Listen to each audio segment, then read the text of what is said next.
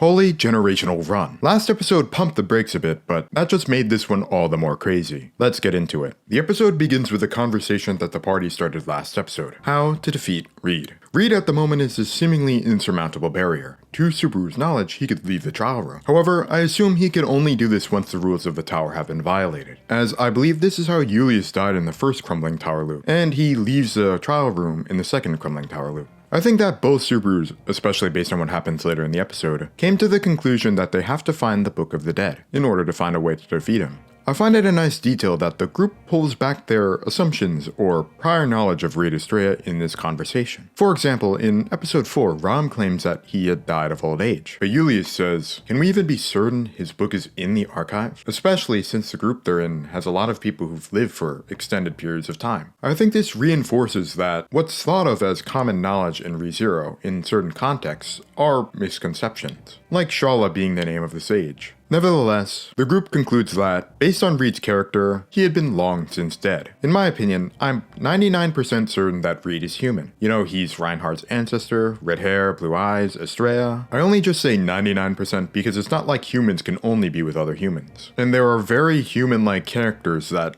aren't technically human. If you go by biological definitions of what separates species, this falls apart, but I don't think fantasy has ever done that, like, in most cases. The last thing I have to say about this conversation is that I thought Emilia's reaction to Subaru calling her saying old was cute, and reminiscent of when they first met. As the party ascends to the archive, Subaru and Julius stop for a conversation as Subaru notices something wrong. Even without his spirits, Julius was always the strongest in the party. It was pretty much settled from the start that he had to be the one to challenge Reed. Subaru knew from his previous loops that Julius had the courage to fight Reed, because despite Reed destroying the horde of centaur witch beasts that had nearly killed Julius with ease, Julius still challenged him. This conversation poses interesting ideas with Julius' character and people's memory of him. What Julius struggled with in episode 7 was his crumbling identity. Julius feels as though he has to prove himself with his knightly mannerisms, fitting the role of the finest of knights. But he's already proved himself with his courage. Even a person who, from his perspective, just met him,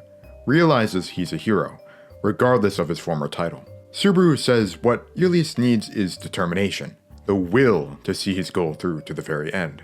To clarify something, a lot of people think that perseverance and determination are the same thing. However, they're quite different.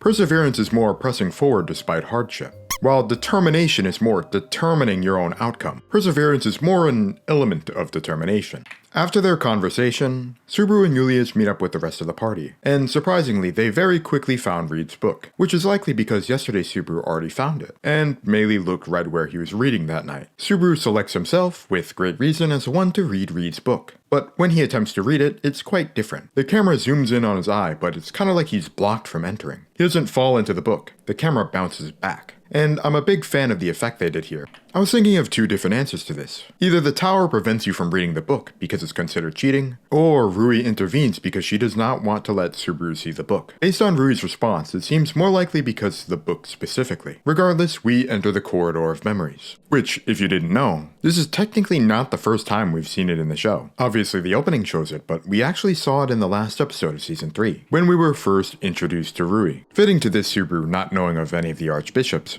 he has a more flippant response to her introduction. As for Rui, her dialogue is very loaded with so much information to unpack. She refers to herself as we, as she has many egos that fight for who's in charge.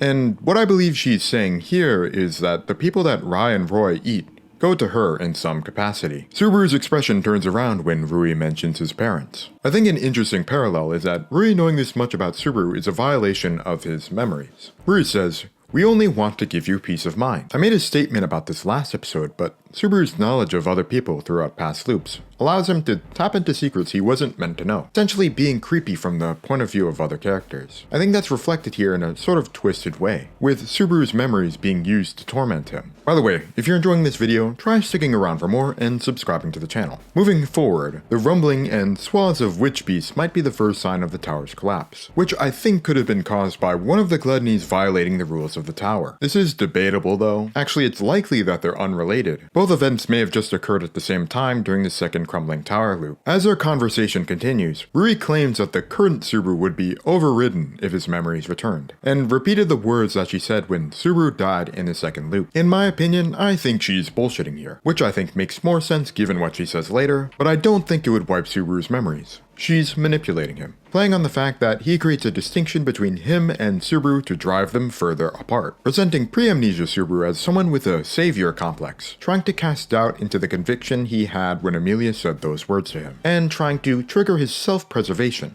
placing the idea in his head that there can be only one Subaru Natsuki. The way she twists the prior events of seasons is so interesting, because in pretty much all of these cases, Subaru wasn't the savior. One very obvious example in this is choose me. Subaru quite literally asks Beatrice to help him. It's choose me, not I choose you. It's allowing Beatrice to reclaim her agency, something that had been stolen for so long. He specifically says that he was not that person, because that wouldn't free her. I believe this does a great job at showing her attempts to separate the two Subaru. I don't think this Subaru could even imagine thinking so highly of himself. Here, I think, is another twist of themes in a way, where Rui tells him that he needs to love himself more. Subaru has been in a constant battle with his self-worth throughout the series, but it's being used in a way to get Subaru to kill the other Subaru. But then, someone approaches from the distance. A person that Subaru doesn't even know, but she commands him to stand up. This scene honestly just speaks for itself. The voice acting is just so raw and emotional. Subaru's pleading scratches at my heart. Rem's words hit deep,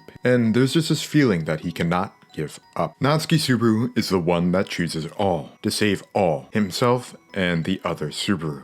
As a side note, can I just say that the new art style really does wonders for Rem. I think that the softer lines and features fit her pretty well. I also really like how strong she sounds in the beginning. Her voice in From Zero, even when yelling, is still pretty soft. But here, she only really sounds like that at the end of her speech to Subaru in this episode. And I think that perfectly encapsulates that Rem believes in Subaru, but there's no one else she's harder on. She pushes him. Whether that's a completely good thing is debatable, but I don't think it's necessary to point out every single nuance. I think it should be implied with a lot of things in ReZero. At the end of that scene, it's almost like Subaru is reclaiming something, grasping it in his hand. Rui then reveals that it was her intent to separate the two Subarus. I know I was writing earlier parts of the video based on that knowledge, but I like structuring my videos around the order of events in the episode. It makes it easier. Anyways, the Gluttony's motivation is to fulfill an infinite, unreachable desire of satisfaction. They eat and eat to find a fulfilling life, but they remain hungry despite the many people they've consumed. But Subaru's existence is special. His existence offers them a certain completeness, something that's missing from their life experience that they need to feel fulfilled. Death. Because people that they eat don't truly die. They're just left shells of their former selves. Subaru also represents completeness because he has no dead ends. He could restart. But regardless, Subaru spits in the face of her demands, and in his one and true fashion proclaims that he is Natsuki Subaru, the son of Kenichi and Naoko Natsuki, ending the proclamation with the same words he spoke to Yuli's earlier in the episode.